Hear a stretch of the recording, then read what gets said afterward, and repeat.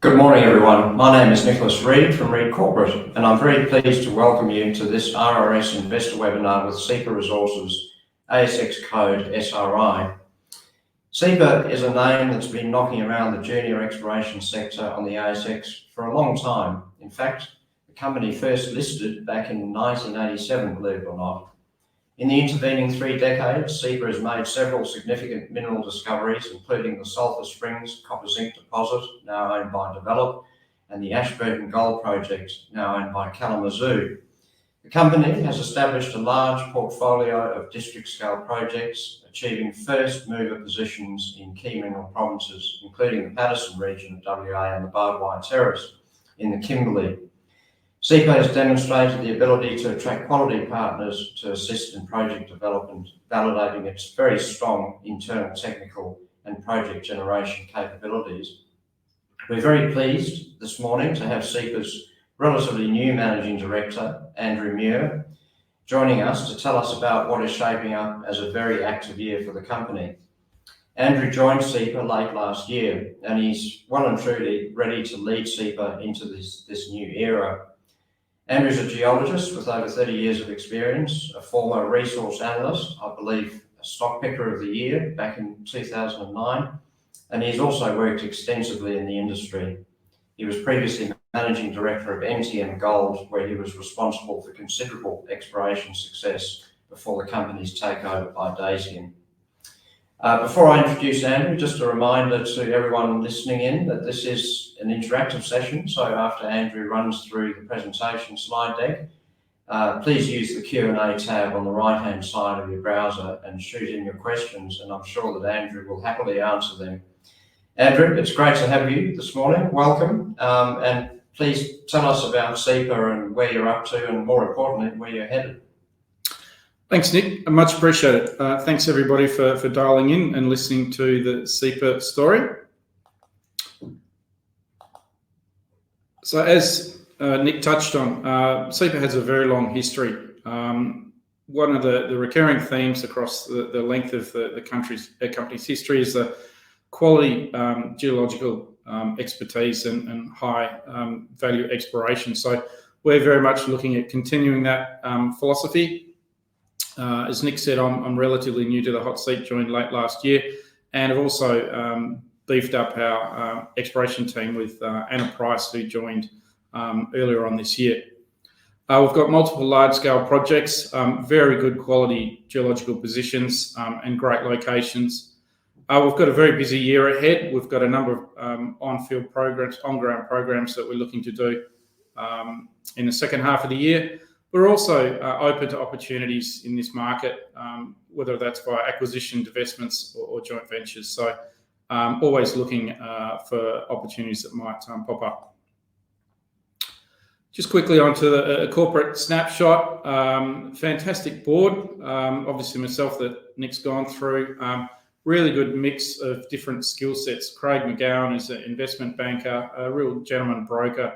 It's been around for a long time. John Forward, very tapped into the market with Lower Resource Fund. And Rick Yates is an outstanding boffin geologist that brings a lot of geological knowledge to the team. As I said before, Anna Price, our new exploration manager, she started in January this year, spent a lot of time in Oman and Portugal looking for copper and lithium, and then spent the last 4 years at Sandfire. So she's been a great addition to the team. So just a quick snapshot of our projects. 5 major projects all in WA. Skeleton Rocks, relatively close to Perth. And then we've got Paterson North, Barbed Wire Terrace, Wolf Basin and Warralong.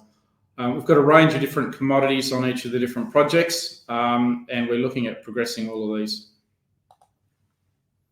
So zooming into Skeleton Rocks, fantastic location. It's only 4 hours drive from Perth. Very easy to hop in the car and be there by lunchtime. It's a reasonably chunky land package, 678 square kilometres near Southern Cross. So it's been a very prolific gold mining region.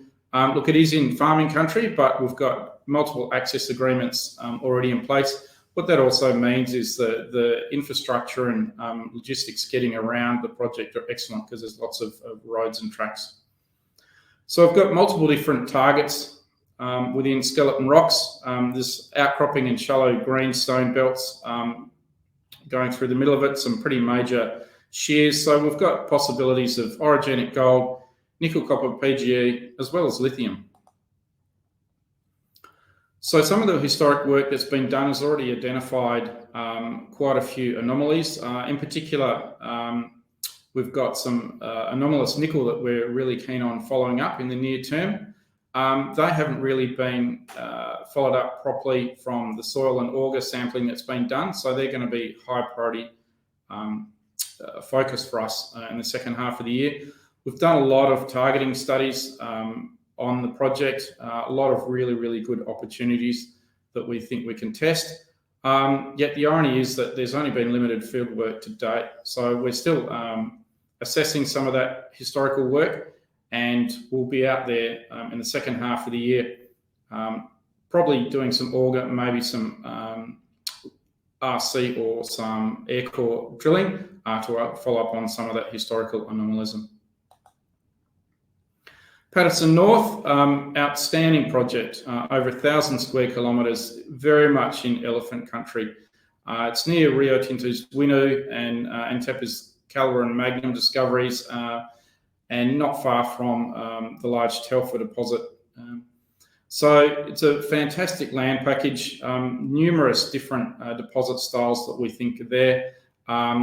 A lot of these deposits are driven by intrusives, which are the source of the heat flow that drives the fluids. And we think we've got potential for a range of different deposits up in this part of the world.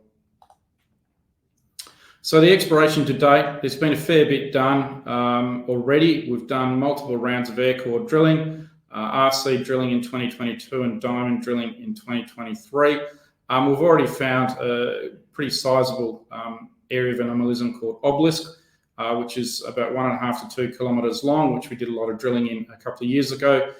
We've still got many other targets that we want to test. So some of the work's also included some detailed geophysics, and in terms of the SkyTem is also gradient array IP.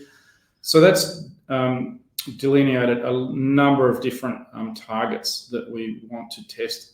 Now that the project's 100% owned by us, we've got a large number of prospects on the northeastern side of the project that we're looking to focus on, and we are currently in the process of planning either an air core or an RC program to go and test some of these later on in the year. At Barbwire Terrace, this is a JV with Muir Energy. It's a 50-50 JV, a really fascinating geological concept and potentially very large scale. So I've got 620 square k's of granted tenements. We're looking for MVT, which is Mississippi Valley type lead zinc deposits. It's analogous to the high-grade Leonard Shelf deposits. So the Leonard Shelf mineralisation is close to or near the surface on the eastern side of the Fitzroy Trough, as you can see in the map we've got there. However, that was found largely because it was, as I said, was close to surface or at surface. However, on the southwestern side, on our side, we've got the Fenton Fault. Now that's got cover of sort of plus 100 metres. So if there's any mineralisation there, it's been undercover. So it hasn't been easy to find. So we're using that concept and philosophy to target potential mineralisation on that side of the trough. So largely involves doing some detailed gravity work, and we've done one round of drilling already. It's very broad spacing. The holes are roughly 20 kilometres apart. But that drill program was very successful. It was very much a proof of concept with disseminated zinc and lead mineralisation in all of the holes. So we've seen the right rock types and the right locations. So we're going to be following that up with some more detailed geophysics in the next couple of months. And that should hopefully give us some drill targets that we'll look to follow up in the new year. At Wolf Basin, another large prospective tenement package, 780 square k's of Proterozoic basin, largely unexplored. So prospective for large-scale sediment-hosted copper, lead, zinc deposits. The focus is approximately 80-kilometre strike length of prospective stratigraphy, and we've already found gossans at surface, and we've also got some pretty good soil anomalies that you can see on the diagram on the right-hand side, particularly with the copper. You can see some pretty good anomalies there that we need to follow up. So it's only had limited exploration to date. There's only been one drill program done, which tested that horizon. Unfortunately, that drilling program didn't succeed, more so for technical reasons.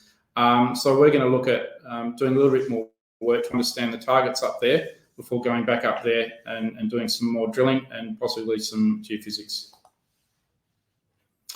And last but not least, we've got our Warralong Gold Project. Again, another large-scale project, over 1,000 square kilometres in the Pilbara. A really interesting concept. It covers 50-kilometre strike of the Lullarook Shear Zone, which is a regional parallel of the highly prolific Tabba Tabba Shear Zone, which hosts a number of different deposits, including the very large hemi-gold deposits. So we've got a number of different targets on this, the intrusion-hosted gold, as well as potentially some lithium, tin, tantalum, and pegmatites. Again, like most of our projects, it's had relatively little exploration, and there's only limited data, largely restricted to soil sampling and sort of first pass air core. So we're big fans of this project, and we're looking at doing some more work in this just to tighten up a few targets to work out what the next on-ground exploration is. So that's the Sipa story in a snapshot. Multiple large-scale targets, very good geology, relatively little exploration on many of them, and we're looking at progressing those pretty actively. Pretty solid financial position, 2.1 million in cash as at the end of the June quarter. Sorry, that's the March quarter, as well as about $600,000 in Aura shares. We've got a pretty active half two of exploration, drilling on a couple of different projects, as well as geophysics plan for barbed wire terrace. And we're also using this market as a really good opportunity to refine the portfolio, whether that's via acquisitions, divestments, and joint ventures. So look, pretty exciting times ahead. New team going to continue the high quality geology and really get up and running and look to progress all of the projects. Now, is any questions, Nick? Thanks very much, Andrew. That's a great run through. And just a reminder to everyone, please fire in the questions using that Q&A tab, and we'll put them to Andrew to answer. Andrew, just one to kick off. You've got a new team, a relatively new technical team in place. You talked a bit about Anna. So can you tell us a bit more about who's in your team and what their focus has been since, I guess, their relatively recent start with the company? Yeah, so Anna's definitely been the main addition to the team. Started in January this year. Outstanding geologist, both technically, but also loves being out and about in the field. So, and of course, the other aspect to having a good technical people on board is a fantastic cultural fit as well. So we work together really, really well. So as I touched on, she initially had experience in gold in the gold fields, but really for the last sort of 6 to 8 years has been in Oman and Portugal, looking for VMS style copper systems, as well as lithium in Portugal, and then spent the last sort of 4 and a bit years working with Sandfire in an exploration role, looking for new deposits around Degrossa, as well as a couple of other prospects around Australia. So she brings a really good technical brain, but also a commercial aspect to the company in terms of turning projects over and with a view to sort of progressing them rather than just sitting on our hands and sort of doing desktop stuff. It's really a matter of having a good sort of work process and getting out and about in the field and looking to make discoveries. So she's made a big difference to the team and has got up to speed on all of our projects very, very quickly. So yeah, she's been a great addition. Thanks, Andrew. I was going to ask you first a bit more about Skeleton Rocks. It's obviously the one that you started work on, field work first this year, and looks like an interesting project. Can you tell us a bit more about, you mentioned nickel, some nickel anomalism. Tell us a bit more about the geology there and, are there any sort of deposits in the region that give an indication of prospectivity, and also maybe when we can expect some initial results out of that project? Yeah, for sure. So skeleton rocks is I guess out of the portfolio, it's the most easy to work on given its proximity to Perth. Look, it's a highly endowed gold region. There's been multiple large deposits in the area at both Marble Lock and Southern Cross. The other benefit of the project is there are operating gold plants in proximity that are all within trucking distance. So the size of the prize doesn't need to be quite as big as Skeleton Rocks as, say, some of the other projects, because there is already existing infrastructure in place. So the project has a couple of buried greenstone belts in a couple of different orientations, which is actually quite unusual geologically, as well as some pretty major shears cutting through the project. So we've got a range of different targets, both orogenic gold related to the shears, as well as there's some ultramafic, and some really interesting anomalous nickel. And there's also been a couple of instances in the historical work of some pegmatite. So that's an area that we also need to follow up from a lithium perspective. So we've been compiling a lot of data just recently. So we were actually looking at doing an auger program in the near future. However, so this data that we've uncovered in the last couple of weeks has actually demonstrated that the areas that we were going to do the auger work on have already been tested. Though that's not necessarily a bad thing, because some of the work has highlighted the prospectivity. So what we'll actually probably look at doing, instead of going and doing an auger program in the near term, we'll actually probably look to do an air core program once the cropping cycle is finished. So we'll actually go in with a better quality sampling method, just due to some of the improved prospectivity of the work that we've uncovered just recently. So we're actually pretty positive about that. It's been quite good to go through all that historical data. Yeah, it sounds interesting. And no historic drilling? Yes, there has been some. It's had several rounds of exploration largely for gold and for nickel. We've also done an air core program a couple of years ago, which also identified some anomalous nickel, so we need to follow up on that. So it hasn't had any large-scale drill programs, but we're looking at, I guess, adding to that later on this year with some air core. Fantastic. Definitely, it sounds like one to watch. I did want to ask about Patterson as well. That's been a big project for Sipa for a number of years, and now that you've got it back 100%, what's your strategy there to move that project forward? That's obviously it's a big area. It's very prospective. We know it's near Winu. What's your thinking on how to unlock the potential up there? Yeah, look, you're exactly right. It's a big area. Very much elephant country. There's a lot of mineralisation in that part of the world. It's not just Winu, but there's Antipas, Calibre, and Magnum. As I touched on before, we've already found some large-scale anomalism, and we've got quite a number of different style of targets that we want to test. We've done quite a few, I guess, sort of regional targeting studies, given the size of the land package. So you want to make sure that you understand where you're going to go and test. And we've got quite a few structural targets, more so on the eastern side of the project, which we've already had heritage clearance for. So we're looking at and going testing those. The last round of drilling that we did tested some very remote targets via diamond drilling, using helicopter-supported drilling. Now, they were technically successful, but very expensive way of going about and drilling. So we're not looking at doing that this time. We're going to go in probably with air core or RC on those heritage cleared areas and do sort of more broad scale testing, which is probably better suited to gold exploration. So we're pretty excited about some of those targets, and we'll look to get up there later on in the year. So that would be obviously more cost effective, cheaper, shallower drilling by the sounds of it. You're not looking to get big, deep diamond holes in the first instance. Yeah, 100%. A lot better bang for your buck with these planned programs, and give ourselves a lot more opportunity for success with multiple drill holes rather than just a couple of, as you said, expensive diamond holes. Much cheaper method, easy to get around, and testing much larger areas.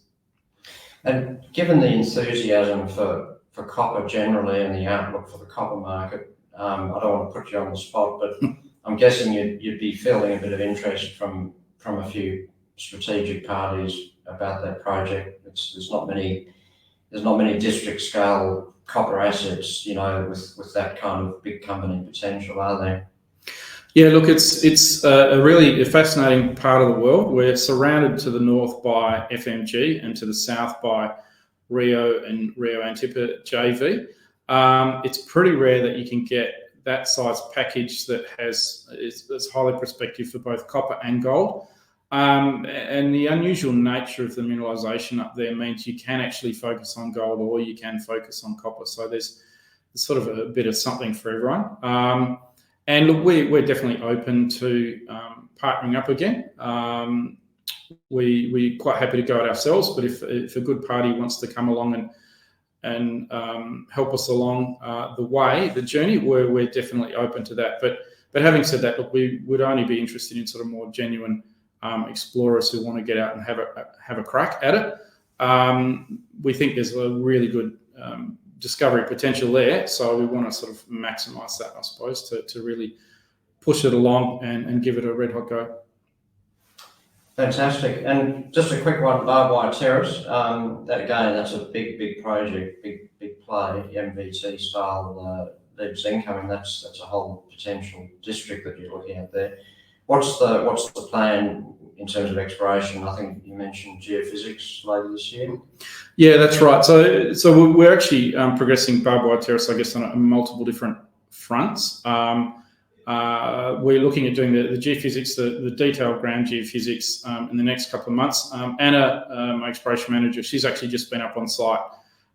She's up there right now, meeting with the traditional owners, taking them through the program that we're looking at doing. We've also got a PhD student working behind the scenes who's doing some really quality geological work in terms of vectoring to the mineralisation, fluid inclusion work, and a lot of sort of boffin geology work, so to speak, which is really giving us a good insight. The other thing too, given that it's a 50-50 JV with Muir Energy, we can actually tap into more oil and gas methods of exploration. So we've got some really good seismic data and a really good understanding of the basin stratigraphy in the areas that we need to test. So as I said, it's a fascinating project geologically, and if the mineralisation is there as we suspect it might be, it's going to really change the game up there. It's really interesting. Oh, fantastic.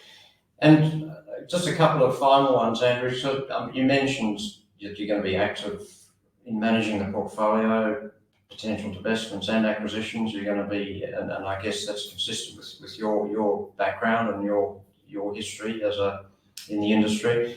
But looking sort of more broadly, what is in terms of commodity focus, do you have any thoughts on where you'd like to be philosophically? Yeah, I guess holistically, we're open to opportunities, whether that's to bring things in or to move them on for the right or JV with the right party. Look, to be honest, my preference is copper gold, and very much so staying within Australia. It's obviously a fantastic jurisdiction to be. Obviously ranks very highly in all states globally. As we know, with the EV thematic, etc., copper is only going to be increasing demand. So that's definitely right up the top of our wish list, I suppose. And really good quality copper deposits and mineralisation is hard to find. There's not many sort of copper pure plays on the market. So that is definitely a focus for us. And Patterson North obviously fits that really well. But if we've got something else that sort of comes up, we'll definitely look at it pretty keenly. So just a matter of being commercial and open to opportunities, really. So always looking to refine things, and if we can do things better, we'll do it. Absolutely. So primary focus on value creation through exploration, big positions in first mover areas, but you're also open to more advanced assets as well. Yeah, that's right. Yeah, it's all about finding the right balance of projects and project mix and news flow and advancing them. But look, fundamentally, it's about creating shareholder value largely by the drill bit. We've got some great projects, and getting out and about and advancing some of those, and fingers crossed we find something. We think we've got great ground. We're doing some really good geological work, and we've put a good team in place. Now it's just a matter of getting out there and giving a red hot go. And just as a final thought, Andrew, just on the value proposition, the market cap, you've been through a consolidation. I can't recall when it was, some time back. So you've got a very tight capital structure. Mm-hmm. You've got a good cash position, and obviously a new and sort of reinvigorated team. So it's definitely a watch this space opportunity, isn't it, moving forward? Oh, look, absolutely. I think you've absolutely nailed it there. New team, young, enthusiastic, great ground. We're in a pretty good position financially. EV, I think, of less than $1 million. Given the quality of the projects and the ground holding that we've got, our value is just ludicrous. But look, also mindful with the market for junior resources is pretty tough at the moment, but we know that's going to change. We'll make sure that we're positioned to make the most of that when the market does change. We've got a really good commodity mix, good projects. It's just really a matter of getting out there, doing smart, sensible, and high value exploration. Fantastic. Look, thanks very much for joining us. I think we've spoken previously, just for the benefit of shareholders, that we'll do these on a regular basis. Perhaps certainly quarterly, and perhaps more often once we have updates and meaningful things to bring to the market. But look, thank you, Andrew, for your time this morning. It's been good to hear the Sipa story, and we're looking forward to staying in touch with what happens over the next few months. Thanks, Nick, and thanks everyone for dialing in. Thanks, everyone. Have a great day.